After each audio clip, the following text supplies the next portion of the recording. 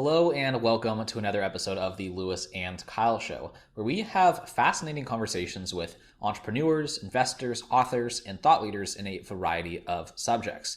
Today, we have the pleasure of speaking with Kelley Powell, the founder and former CEO of the MacLaurin Group. They are an outsourced operating partner for private equity and investment companies that recently turned into an investment group. In addition to her role at MacLaurin, Kelley is an angel investor, both personally and through the MacLaurin Group, a growth advisor, and the author of the new book, Courage to Lose Sight of Shore, How to Partner with Private Equity to Grow Your Business with Confidence. In addition, she's a self-described champion of putting good into the world, which we get into more detail at the very end. This conversation covers her career progression all the way from the time she was 22, 23, graduating college to where she is today. We discuss how she managed planning versus experimenting in her career, kind of navigating versus wayfinding, and how her advice for applying that into our own lives. Specifically, Kyle asked the question. Anyway, we also discuss culture and leadership challenges people face when getting involved with private equity. We discuss the how and why MacLaurin Group changed to be less about being a technology operating partner and more about direct investing. We discuss her philosophy of alignment and, of course, other big ideas from her book. As always, we get into a whole lot more. I hope you enjoy this conversation. I'm going to switch to super quick word from our sponsor, and then this party will be started. Enjoy. This episode is brought to you by our friends at Vasa, the virtual assistant staffing agency. We hired our first virtual assistants from Vasa to assist with our operations running the show back in June. But Vasa is not just for podcast editors. If you need some extra hands to free up your time, let Vasa help you with hiring for administrative, technical, and creative work. That's graphic design, cold callers, social media managers, sales reps, video editors, admin assistants, and more. Free up your time to focus on your highest impact work and learn more about Vasa at vastaffing.agency or by clicking the link in the show notes to schedule a free strategy session with their team. Alrighty, back to the show. Kelley, welcome to the Lewis and Kyle Show. I'm excited for this conversation we're about to have. Hello, I'm excited to be here with you guys. I'm going to start out with... Even before we start, look, I've got a little bit of a cough and it gets worse when I laugh. So I'm just apologizing now to anybody listening. I've listened to you guys. I'm going to call.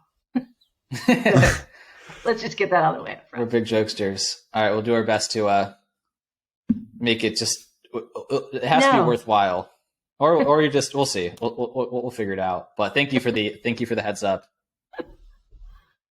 This is a dangerously open-ended question to start with, but I feel like it's going to be really helpful for people because a lot of people, especially that listen to this podcast, kind of want to end up in that state you're in now where you have, a huge network, you get to invest in a lot of companies, you get to sit in senior leadership positions at a lot of companies. And that's like a really, again, for a lot of people, that's kind of the dream to be like this capital allocator, but also, being more actively involved. So I know you have kind of had a long career and done a lot of interesting things, but what would you give as like the fast, from the time you finished college, like how you end up in this position of being that capital allocator and being able to choose a lot of impact investing and all these other things that we'll get into? Yeah, well, that is the big question on the gate, but it's an easy one. And I would say just being very authentic to what you enjoy doing, what you want to do, and also know what you don't want to do, right? And because I think that's the biggest piece is figuring out where you fit in to a bigger picture of success, because none of us can be good at all things. And when you do that, if you're having fun in what you do, and you're good at it, chances are you're going to be successful at it. And then you create momentum, right, of seeing where your career takes you. I certainly didn't start my career saying, I think I'm going to build a career where I can support portfolios of private equity and also be an angel investor. I didn't start there. I started at, I had a love for data. It was fun. I enjoyed that. So that's where I would start. If you can rewind, what did you start out thinking, if you had any idea, what you wanted to do? I have a friend, I'm forgetting which friend I'm going to credit the theory to, but both of them happen to be on the podcast. So that's just convenient. But there's like, they call it, one's like wayfinding versus pathfinding. I'm definitely butchering the analogy. But one friend continues to encourage me to like, do you have a destination? Like, are you one of those people who like you have something 5 years out that like you really want to do that, and you're just trying to really aggressively reverse engineer? Or are you just someone who's just trying to, again, follow that intuition? Like, do I like what's in front of me? Am I excited about what's next? And like just looking like 1.5 steps ahead and just trying to follow like the path of kind of enjoyment. Would you say that when you started out, you had that really determinist mindset of like, I'm going to pursue data because I think it'll lead to good things, or just like, I like this, let's just see what happens? Well, for someone who wrote a book to say, make it about alignment and culture, not just about the money, I'm going to answer you honestly here. One of the reasons that I even chose the path of management information systems, which was a new major when I was first thinking about it, was because, one, started off with it was something I really enjoyed doing. I did, in fact, take computer classes in high school. But when I showed up and I heard the dean saying, well, our highest rate of being able to secure a job before graduation, and by the way, our highest salaries currently for our graduates is within the management information science curriculum. Okay, well, that was cool because that's what I love to do. And I could get a job and I could make a good salary. So, it wasn't just about the money, but there was a piece of that, of it being something of what I love to do, that drove me to want to explore it. And then once you get in and you realize that, yes, I'm doing something that I love to do, to be really clear, there were some courses that I said, no, never in a million years. If I can survive this course and get through it, I will not program in this language. This is just something I'm checking a box.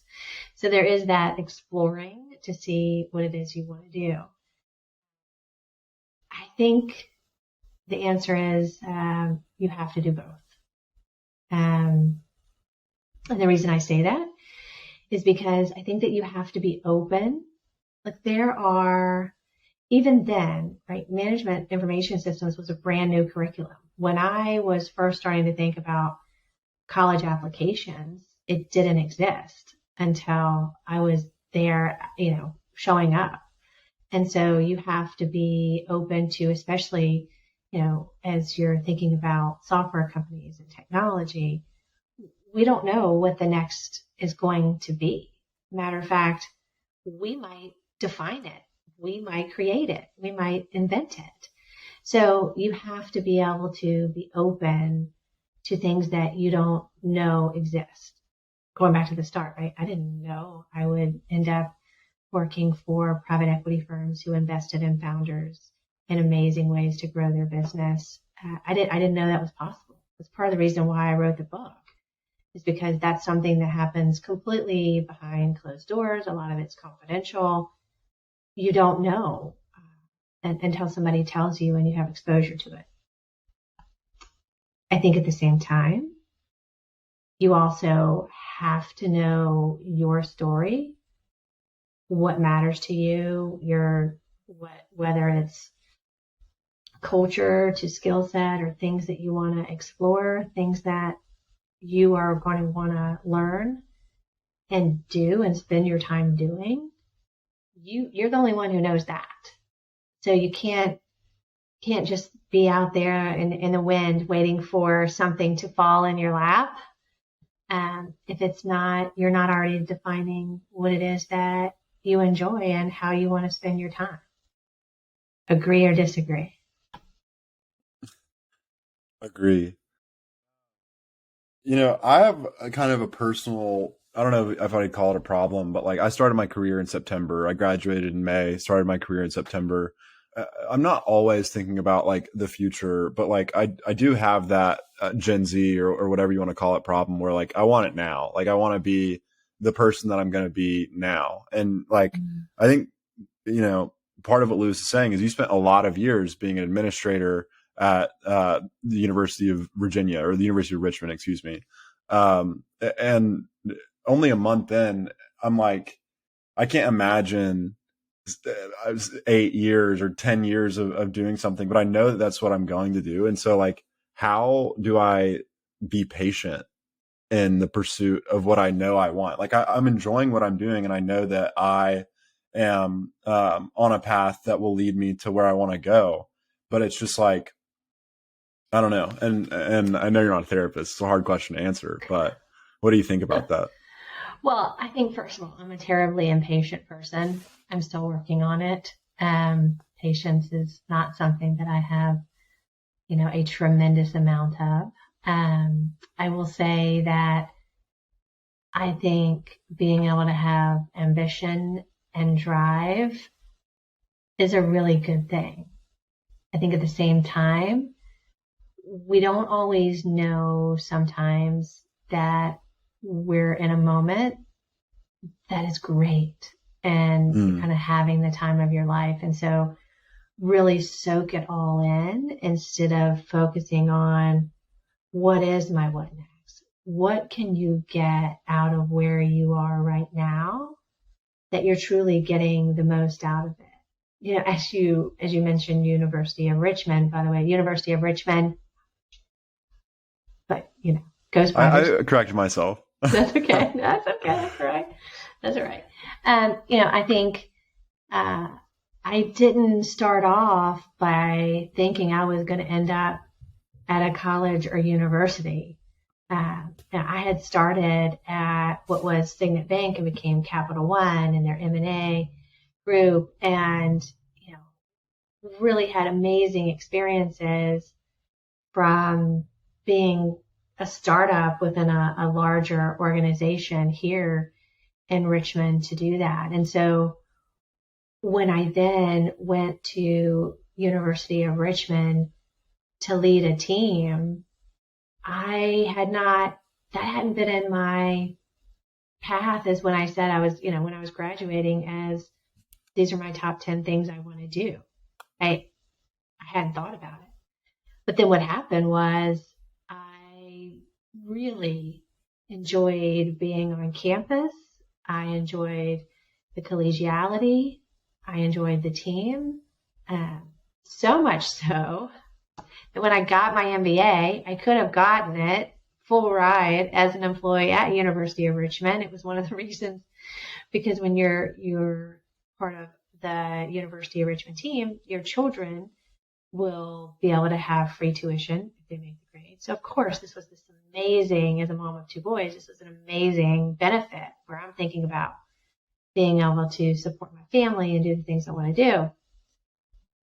I didn't get my MBA from University of Richmond until I left. I was working in a startup in Boston. I paid full price, and I would tell the professors, I just wanted to make sure that I'm getting my money's worth. So I got to show up to extra classes, extra hours, office hours to be able to do that.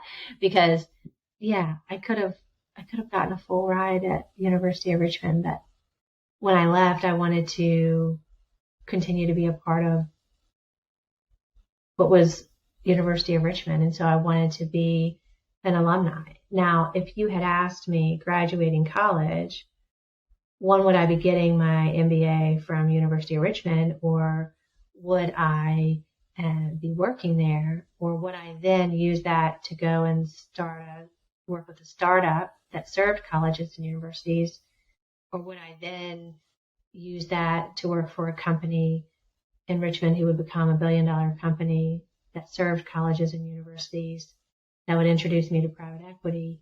No, I wouldn't.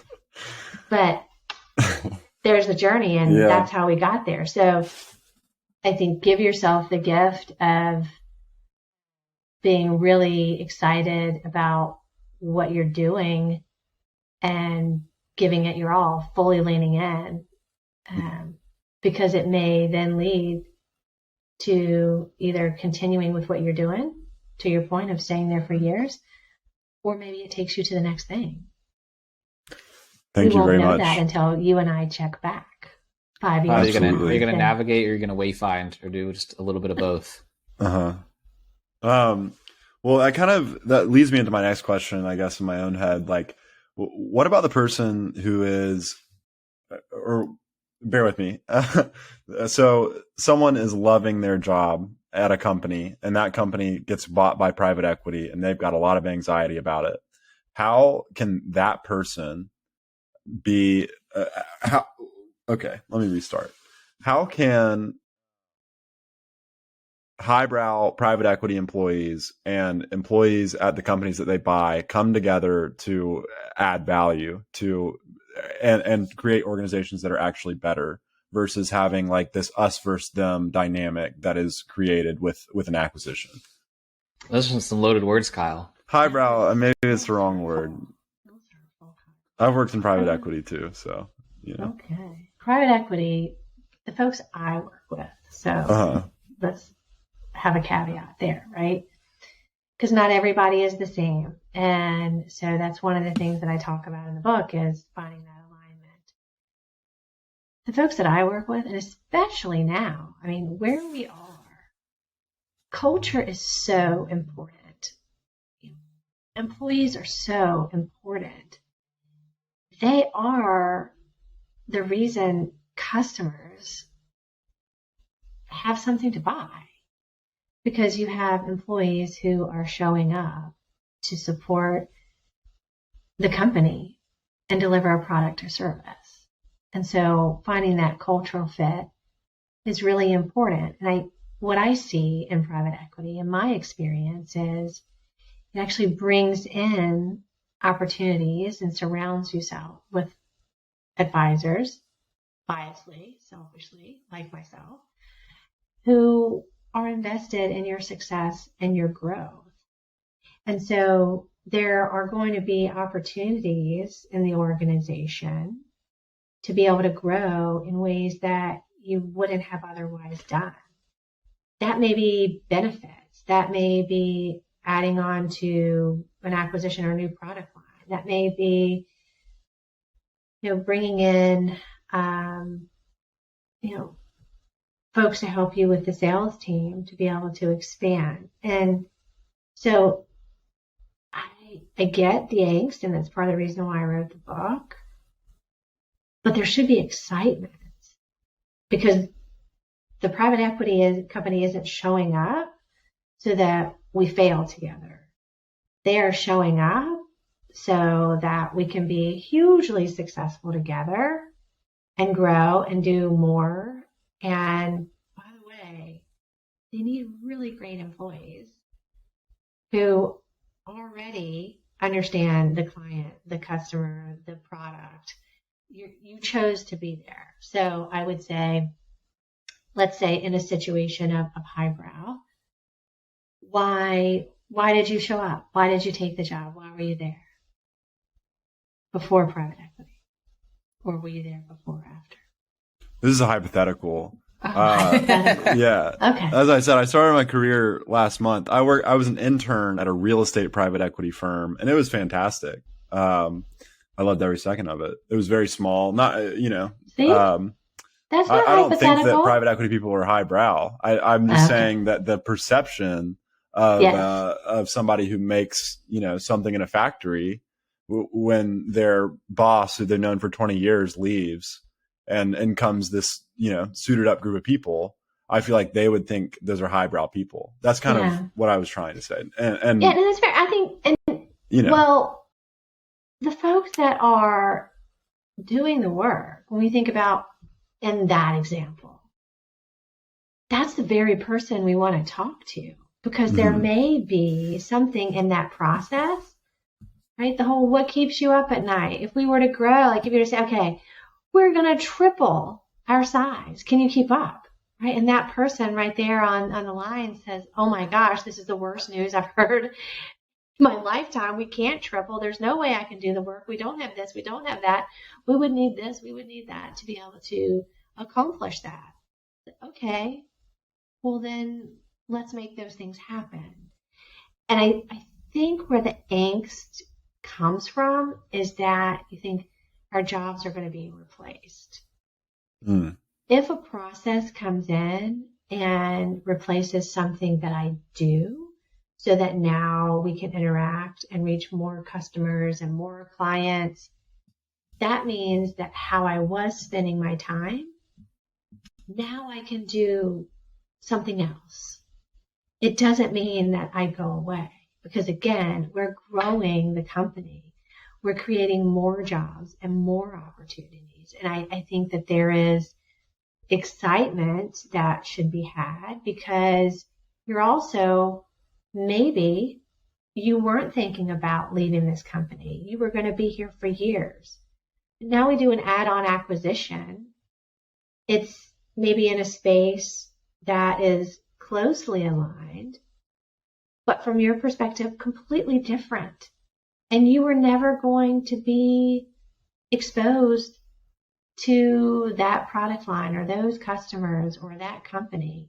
And yet now here you are, because you're still a part of, you never left the company, but now you're a part of something bigger and different, and it's growing, and there's other opportunities, and you might be able to move to another department that didn't even exist before an acquisition happened. It didn't even exist. How would you know? So yeah, I understand the angst, but there's huge opportunity. So be as helpful as you can to the success, your success, but also your teammates. Help them learn and grow. And I think the biggest advice I could give in that is, because it was given to me, is always be helping the folks around you in ways that you can step out so that someone else can fill your chair. I think that sometimes we get really caught up on, I need to control this piece. I need to be really good at it. I need to be the best at this so that I get to keep my job, that whole angst. I don't want my job to go away. But I mean, University of Richmond, I didn't do the same job for all those years. My goodness, that would have been horrible. No, you want to grow and do different things. It would have been horrible for me. I already said, I'm terribly impatient. I want to be growing. I want to do something else. But there may be, ways that now you see an opportunity.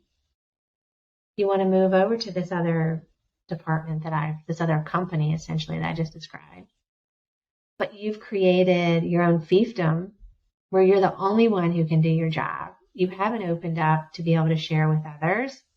You haven't invested in someone to be able to fill your chair. You've protected it. Guess what? You're so invaluable in that chair. You get to keep it.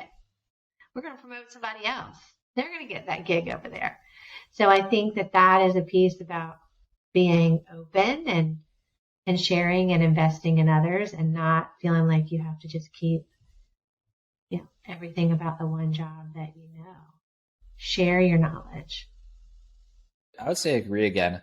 I think people a lot of comments, I'd say people are creating their own destiny when that happens, right? First of all, if you just decide you're going to have a negative attitude no matter what happens, right? If you're like, any change is bad and I just don't want any change, it's like, well, again, there's a degree of accountability, and it really depends on, there's something to be said for how the old management or new management communicates and frames the change in terms of, is this going, look at all these new opportunities this is going to unlock for you, versus if they're like, this is my check, see ya, hope things don't suck with the new guy.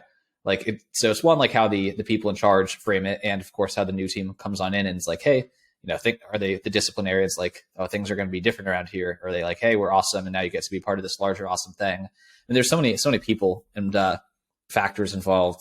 But I think kind of, Kyle, like you're saying, coming in with lots of assumptions that it's going to be negative or it's going to be hostile is not a way to set anyone up for it's an us for them mentality. If you start out with isn't it always going to be an us versus them mentality? But if you can help people see it from the other frame from the outset.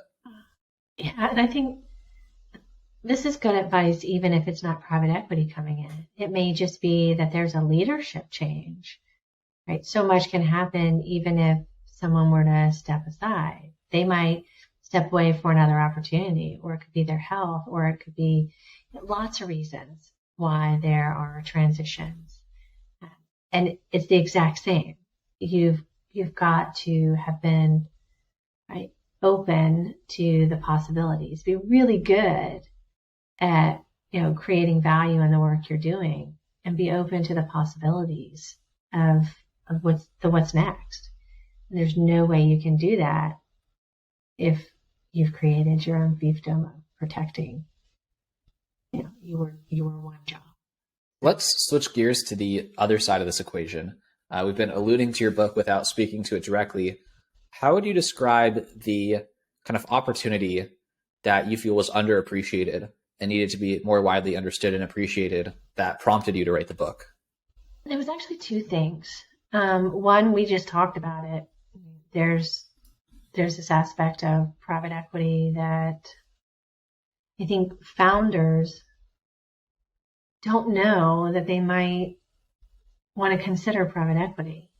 And it's interesting because the perfect target audience is someone who doesn't even know that they might want to consider it. And so, it's how do you get folks to read something to be able to, as we were talking about, that job that you didn't know even existed, the possibilities. So open yourself up to possibilities and seeing why it would be the right fit or why it wouldn't, because I think private equity gets a bad rap. And I work with some amazing private equity funds where the people truly are investors and helping people grow their businesses in the right ways and doing the right thing.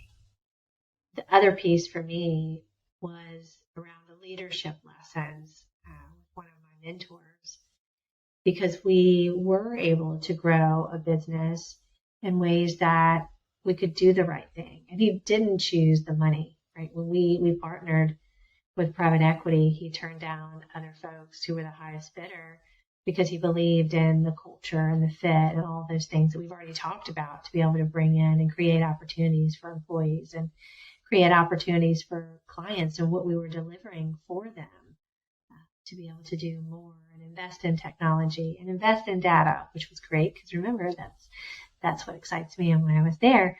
So I think for me, the leadership lessons of being able to show up,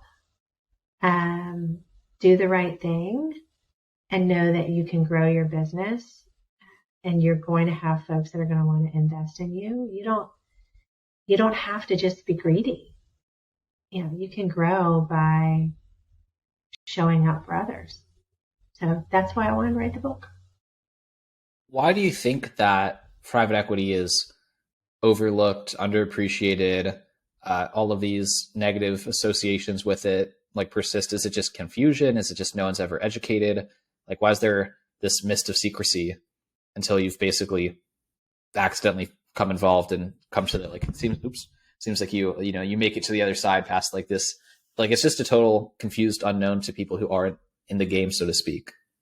Well, that's for a couple of reasons. One, let's face it, the bad stories make a good news lead.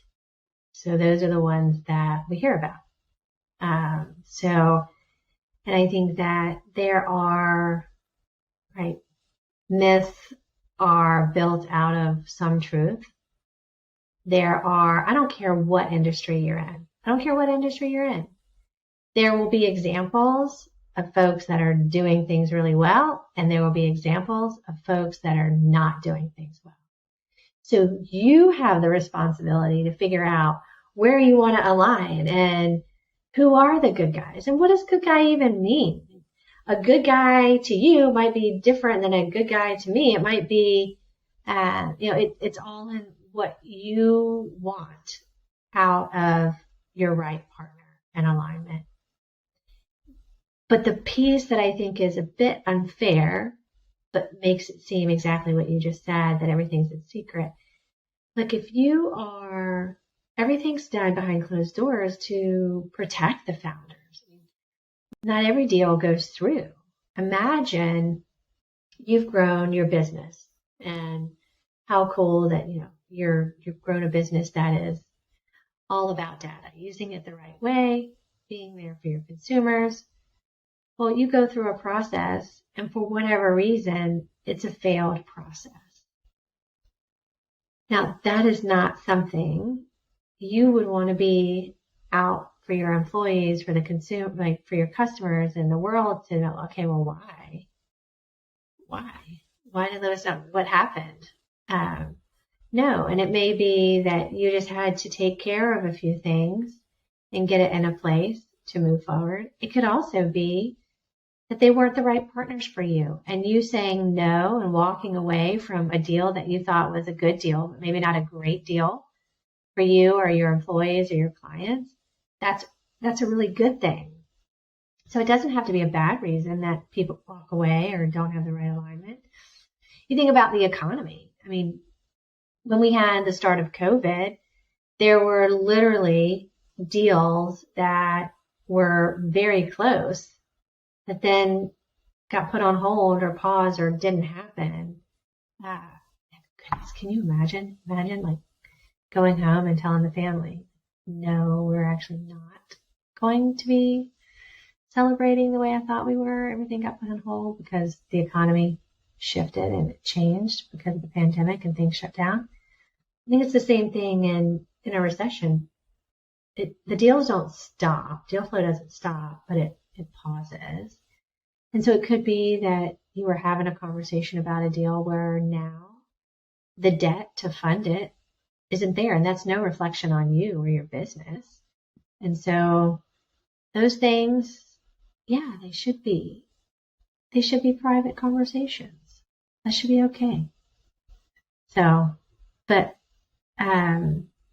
yeah, so then it does have this like cloak and dagger of, because everything happens behind closed doors.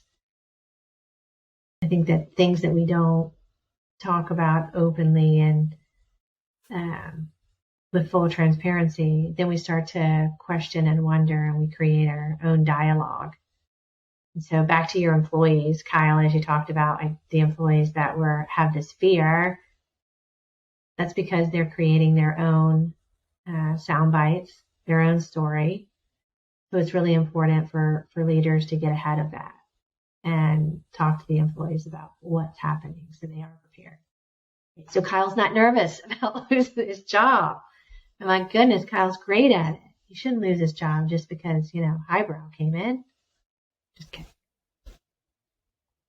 That's funny. I think I'm trying to remember exactly. I lost the exact train of thought I had right there about what you were saying. Had my next question ready, but it was okay. It was a great comment. It was such a good comment related to what you're saying, I assure you. But you do. Oh, I feel like in general you're just like encouraging. Oh, what I was going to say is a lot of people will fill the gap, right? If they back to the cloak and the dagger, right? If it's, I just think the default, this is a conjecture on human nature without much evidence or reason to take them seriously, but without any information, people are just kind of generally be like anxious, generally be wary. And so just people are going to, if you're leaving it to themselves to fill the gap of like what's going to happen, they're just going to assume it's not going to be positive. Right. And that's where like the fear and the anxiety come from. And that's a great leadership lesson. Like, again, forget the private equity piece. I talk about, so one of the things that's been really fun, people will quote me or show up or in a meeting or in a conversation, there'll be something that they'll do.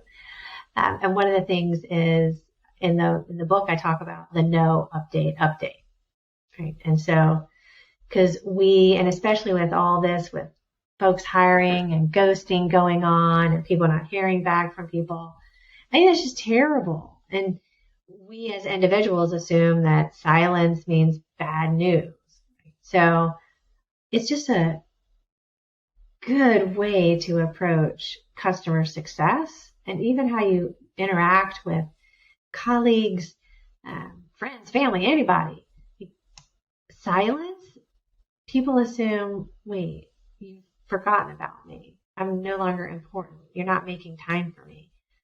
And it could be that on the other side, just like in an instance where you have an acquisition that's happening where the founder, the CEO is working really hard with the PE firm to make everything work so they can create these opportunities for employees, but being quiet. Meanwhile, employees are thinking, wow, he's awfully distant. She's awfully distant. She's not showing up. Where is she? She obviously doesn't care about our customers. She didn't even come to this meeting.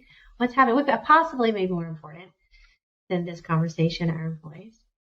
And It may be that you're looking at building out for a client. Maybe you have a client who now wants to build out their entire data analytics platform.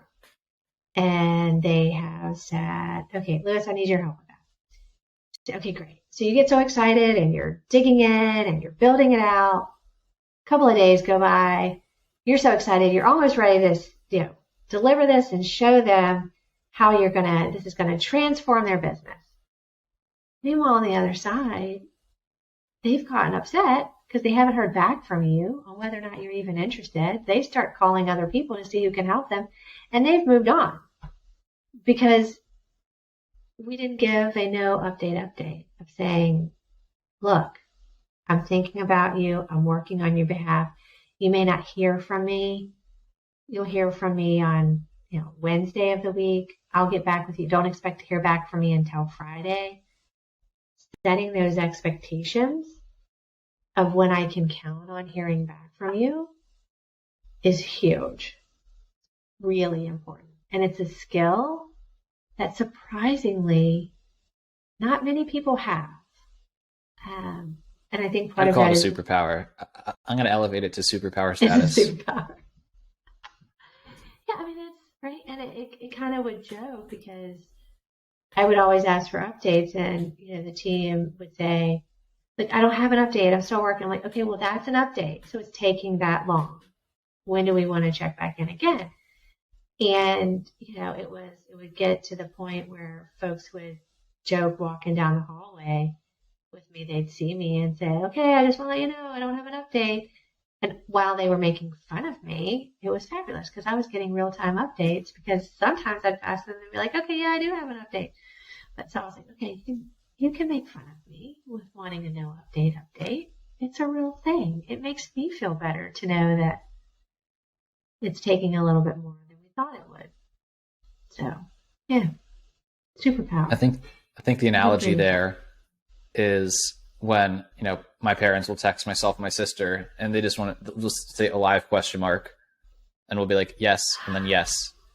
And then, it's like, we don't need to have a conversation every week about what's happening in our lives. I mean, we do pretty often, but sometimes I know we're busy, especially when we were in school. They're like, I don't want to bother them. They're in school. They need to make friends, blah, blah, blah, blah, blah. They need to study.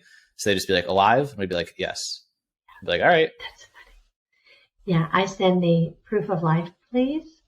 That's the same thing. But see, I want more than just a yes. That means, so for me, proof of life, please means I also need a want picture to see with today's paper. Yes. No, yeah. I want that, super happy where you are in your life and that you're good and healthy and well and the last seen photo. So tell your parents they need to up their game and ask for more than just a yes. We do more than that. It's just on occasion. Yeah. But no, I get it. It literally, it's the exact same thing because, right, as parents, they fill the gap with the worst, right? They fill the unknown with the worst. We do. And it's a really hard thing of where, look, we're supposed to let you grow and do your thing and give you the space and also still care and be there for you and not invade your space. So it's, that is, I would say that's also an analogy to finding the right business partner, whether private equity or not, as you get advisors, right? They should be leaning in, understanding how can I support you? I am here. Just want to let you know I'm here for what you need and I care about you. I support you, but not be intrusive into a founder's business. So I think we've come up with a brand new analogy. Maybe it could even be in the next book. Awesome. We like to, Kyle, you're still muted if you're meaning to comment. Yeah, I just make comments to myself throughout. Only I can hear them. I said, no. There we go. I'm glad. It's just for the lip readers on YouTube. That's a separate podcast storyline. Does that mean he was disagreeing and so you wouldn't take him off mute? Is that what's happening? You're like, I didn't have control of the one. mute button. I was agreeing though. I think I can get fact checked on that too. So I need a lip reader. So I want to know why recently you have transitioned your business, the MacLaurin Group, from only, I guess, a service-based business serving portfolios of companies to now investing yourself? Look, when we started MacLaurin Group, I called folks we had been in different successful ventures with before. Said, look, I have this idea. Am I onto something? And so we had clients even before we started MacLaurin Group, and we've had folks over the years who have approached us to buy our business. And we haven't wanted to do that. I think, ironically, we started a business of being there for folks and saying, no, we weren't investors, by leaning in and helping portfolios and then stepping away, stepping in, stepping away, stepping in, stepping away. And it's been great, like hugely rewarding. I mean, 5 different countries all across the U.S., some of the amazing people like family offices, founders, private equity. The work that we've been able to do has been incredibly rewarding.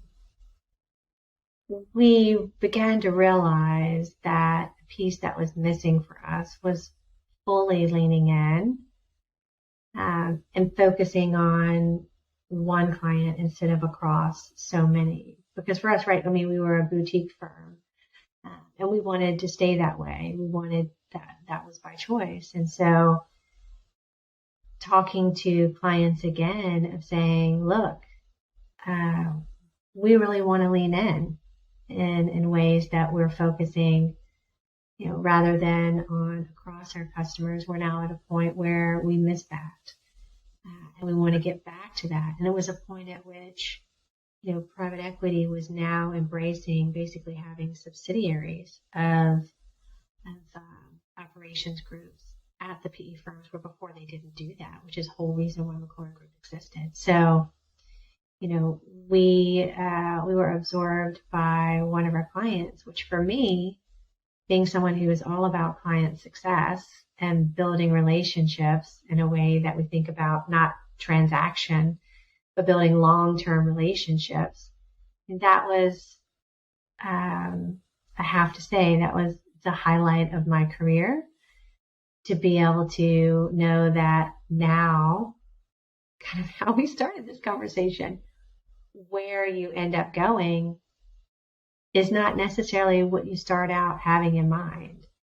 And so, really enjoying being able to focus on very specific companies, for myself, leaning in ways that are not just software companies. So for the rest of MacLaurin Group, it was just software companies that we would invest in very specifically. So for me, I have a newfound passion and interest in adaptive fashion and wearable technologies in ways that I want to be able to put good in the world. So that's where my focus is right now. So yeah, I would not have seen that that's where we would go. But so we're keeping MacLaurin Group with the founders as the investment group that we have. But if you just said to me at the start of it that this is where we were going to be, I would have definitely argued with you that you were so wrong, because I didn't see it at the time. I didn't see it, but it's amazing. Sound like Kyle when we first hung out. Kyle and I first hung out. He's like, "Yeah, you seem cool, but we should never work together. That'd be a terrible idea." And I was like, "I sat down 5 minutes ago. I didn't ask to work with you." Like, what a strong prediction that has nothing to do with anything we've brought up so far. But sure, right? Yes, if you feel that way. But things change. So well, and what's interesting is that people, when you really show up with genuine relationships, being invested in other success and they're invested in your success, they will actually see things that you don't necessarily see. And so they will challenge you, and because how you spend your time and where your passions are, ultimately it takes a life of its own. And that happens. And so that is really funny that you say, okay, well, we're not going to work together. I think choosing the people that you are going to be working with, one, having fun, knowing who each other are, being different, being able to challenge each other, and, maybe sometimes challenging each other in really strong ways, makes for a better team. Because I can't imagine if I had chose partners that were just exactly like me. I had COVID, had to stay in a room for 2 weeks so the family would be well, and that was long enough. I can't imagine having business partners for years that are just like me. No, never. So was it the right decision, or was it the right decision, Lewis? Oh yeah, that came about later though. I mean, it's the whole organic progression, right? It's kind of, I don't know what Kyle's hypothesis or reasoning was at the time. Maybe it was too eccentric for him in the moment, but I think that we've really, adapted the story over time. And oh yeah, the fish has grown by a foot every time. Yeah. But I think it's been great. What I was trying to say is that we should support each other, and we should grow and build things separately so that we can take off of what we learn from each thing. And we shouldn't start something together because we could build something massive separately while learning from each other. But that was lost in translation, and now it's just, and I tell it the same way. So he was early on story in the relationship predicting that mergers and acquisitions would happen, is what I'm hearing. Exactly. He was seeing a vast array of possibilities on day one. Minute one, I walked into the Moe's Southwest, which is a burrito restaurant, and he was reading The 4-Hour Workweek by Tim Ferriss, not wasting a second. And I just knew from that moment that we were going to be friends. So your Moe's restaurant. I will tell you. So funny story. So Johnny's he'll probably kill me to tell this story, but it's more of a story on me than it is on him. So I talk about one of the founders that we work with, his client and invested in, Sean Fowler, his Tudorworth Portal. Amazing gentleman. He started his business while he was still in school at University of Richmond. It started as a class project. And then after graduation, he thought he was going to go to New York, be an investment banker. That was just a class project. And then he realized as he was doing it that this was really, it had, again, taken a life of its own. And post-graduation, he wanted to continue his business. Told his parents, I think this is what I want to do. And at least they had, boundaries on how much he could spend and how long, and then he had to become profitable. But I'd been hearing amazing things about this founder, and so I had reached out that I was interested in having a conversation and just learning more about him. Well, I had my calendar wrong. I was so excited to see him. We met at this dairy, this breakfast place, amazing place, and I showed up a day early. So I'm sitting at the table, and I messaged him. I'm like, hey, I've got a booth. I'm sitting here. Are you going to show up?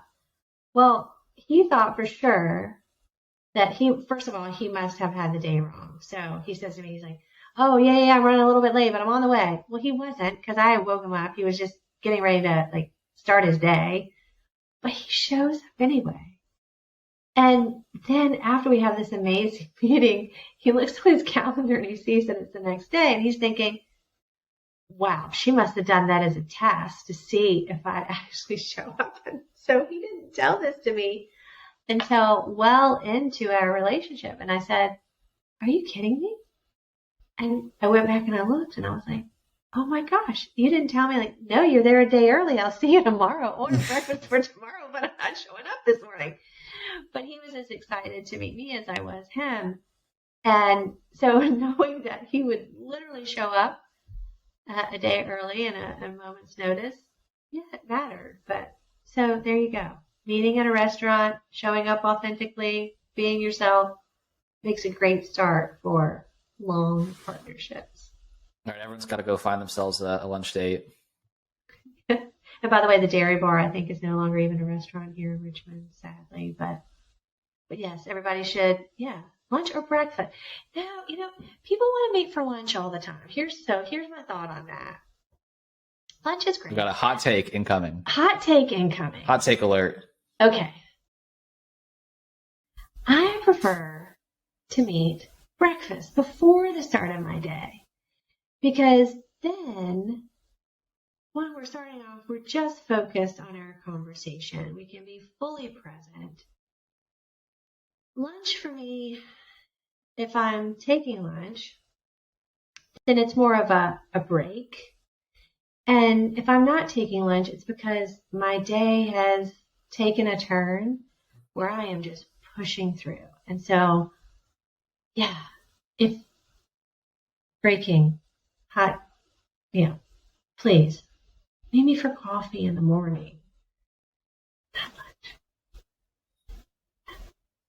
Would you guys? I feel like it yields better results too. Now that you say it, I'm thinking about it. The conversations are better. Data analysis real quick on his previous. Do the data on it.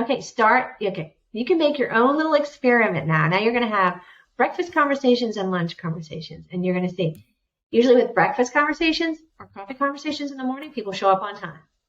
They have not gotten distracted by their day, right? There's more of a, the fact that you even are showing up earlier. There's this respect of you're adding a little bit of time to the day instead of taking away from it. So I look at it this way. And if people are willing to make those early morning conversations for you, there's a difference between finding time for you on my calendar and creating a time for you on my calendar. So if I'm having coffee in the morning with you before I'm starting my day, I've made a deliberate choice to start my day earlier to make time for you, not just find time on my calendar where I can fit you in. But even tonight, it's the East Coast. It's 8:00 at night, and we're doing this. That's how important it is to me to show up with the two of you. I think that your podcast and what you're doing and the conversations, it's valuable conversations. They are conversations. It's not just folks trying to show up and get one or two sound bites in that you say, okay, no, I want to be able to say this thing. No, they're conversations. I didn't know we were talking about Dairy Bar. And so I am excited to be here and show up for you because of the way that you show up present for everybody else. We might have to add that to our repertoire of questions. Like, tell us about an impactful breakfast meeting you had unexpectedly that people would be like, oh, I got to think about that for a second. Mm-hmm. And then the byproduct is a list of, America's greatest underrated breakfast spots that you can't find anywhere else. So, there you go. And just fun personal stories and anecdotes. But no, I think there's a lot of wisdom. I went to last Tuesday, maybe 2 weeks ago, whatever. No, it was last Tuesday. Just entrepreneurs breakfast in Phoenix because I've been trying to find new stuff to do and people to meet. And it was 8 a.m. on a Tuesday to 11 a.m. So everyone, that is a strange time for a meeting, for a 3-hour meeting with people you don't know, completely not work related. So it's everyone literally either is in some career where they have the flexibility to do that. So they're kind of truly autonomous in that respect. And then also just made it a priority to it was very inconvenient. I got nothing done that day. It's with the group went out to lunch after, it was far away, got home at 1 o'clock, but definitely met some really cool people there. And so it was a good forcing function for everyone was willing to nuke their Tuesday to show up to this thing. And so I think that really added some quality to it. You followed up, and do you feel that you made really genuine connections, or do you feel people showed up and it was more transactional of everybody was there for themselves, or do you feel folks showed up for each other? I'm going to go again. So that speaks to the rating. I'm getting dinner tonight with someone So I feel like that's the corollary is like dinner is See? also good too. That I met from there. Another guy is 22, wants to be a life coach. I'm like, cool. And Dinner has a lot of the same aspects, I feel like, because, you know, you've always got you something shut down going on instead of after having work. You know, yeah, you kind of make yourself go to a dinner. It doesn't have the same sort of like, I don't know, energy. I like a breakfast meeting because I like you don't have anything else that you've thought about really that day except for this. It's a clean slate. Whereas dinner is more, you need a debrief, maybe a 10-minute conversation before you get into the meat of the conversation, talk about your day. Whereas breakfast, did you sleep good? I do have one more question for you. The first line on your LinkedIn's header is champion. Now I don't remember it. I had champion of putting good in the world. Champion of putting good in the world. Can you explain what that means and why you chose that phrasing, those words? Yeah. Well, I think it's first because that's what matters most to me. I think, you know, especially now in this time that we're in, I think that we're expecting more from everyone else and how they show up, and especially leaders. And I think this goes back to the whole part about being very authentic. I think, you know, we're expecting leaders. We talk a lot about authenticity, empathy, purpose. We hear a lot of that. And I think rarely do we fully get to see that and experience it in action. And I think whether you are new, just starting out your career and making a choice, or you're a very seasoned leader making a change in your career later, somehow we've gotten the idea that we have to be perfect and show up. And that for me it's just not, it's the biggest leadership lie ever. I think we have to be able to show up as imperfect leaders and allow others to show up imperfect as well. There's no way that we're going to grow if we act like we already have all the answers. There's no way we're going to be able to discover those new things or take on new skills and to be able to do that. And so I think so much of that needs to be thinking about the team, the culture, the employees, clients, like putting the things that matter first above where we started with greed. And it's why the P firms that I work with. And I think as we talked about kind of in my next chapter of what's next for me, you know, I talked about Johnny. He has a tutoring platform that truly makes a difference in the lives of others. You know, as I've begun to look at more of adaptive fashion and what drives me to be able to put my time and energy, and yes, maybe it has a part of technology, but it is to make someone's life better. And I do that with showing up, whether it's for companies that I might work for, companies I might invest in. I'm a chair for, have been the chair for Alzheimer's Association of Greater Richmond. I'm still on that board. I show up to talk to people about 6 million people right now are struggling with Alzheimer's and dementia, and they have caregivers who are taking care of them, and still are showing up to work and showing up to take care of their children too, and yet taking care of their loved ones that have dementia. And so being able to speak about that in a way that people know that there are support systems in place. My dad, you know, he struggles with dementia and Alzheimer's. And for the longest time, you know, he thought he was going to disappoint me. And I said, Dad, like, I love you. Like, just come as you are. So I think any chance I can, and I spend a lot of time on colleges and universities mentoring in entrepreneur programs and talking with students who are absolutely amazing human beings.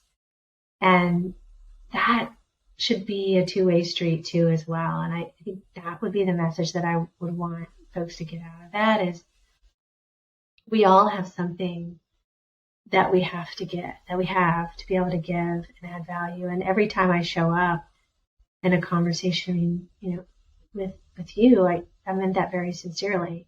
I'm learning from your podcast, right?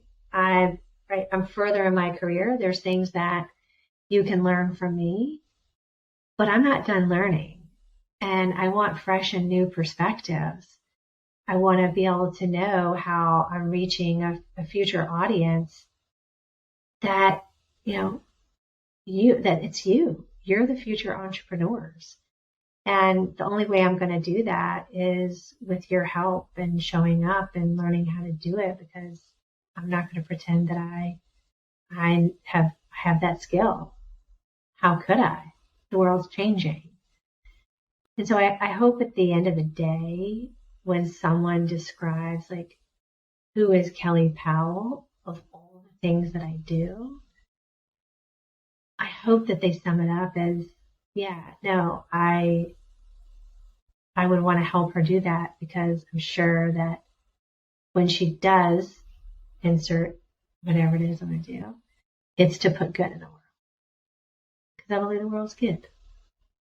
So that's who I want to be known as. So thank you for noticing that. I think that's a mic drop. That's a mic drop.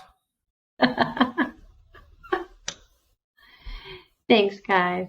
It was really my pleasure to be here with you. Keep doing what you're doing. It's hugely important. And I hope you have a lovely dinner. And I want to hear about the next time you go back and see. And I definitely want to see the data charts on what we get out of coffee conversations versus lunch versus dinner. I want to know what the data plays out. I think that my friend who is the pathfinding versus navigating versus wayfinding, I believe we met at a breakfast. So that was our first interaction. It was definitely at a coffee shop. So I'm liking our odds that it was breakfast time. There you go. I think we're onto something. We're onto something here. Kelley, where can people find more from you, find your book? Again, LinkedIn, Twitter, just what's the best place to get plugged into your universe if people have found everything to be interesting? For reaching Kelley, you want to find me on LinkedIn. But check out my website, kelleywpowell.com. So that's Kelley W Powell, Powell.com. I'm Kelley at Kelley.com. And any thoughts from the things that we've discussed, if I can be helpful to you, please reach out and let me know. And you can find my book by going to KelleyWPowell.com.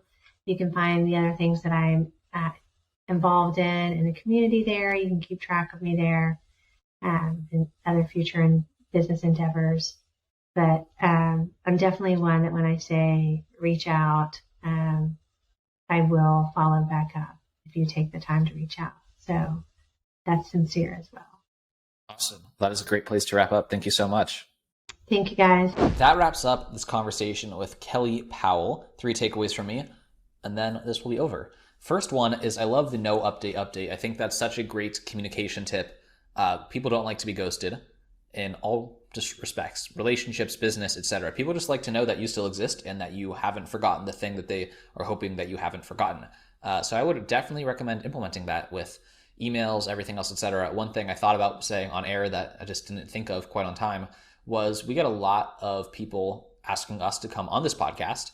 And a lot of the time I'm just really busy and don't want to read the things right away, but I do want to see if these people are interesting, if there's an alignment between what they do and what we want to learn about.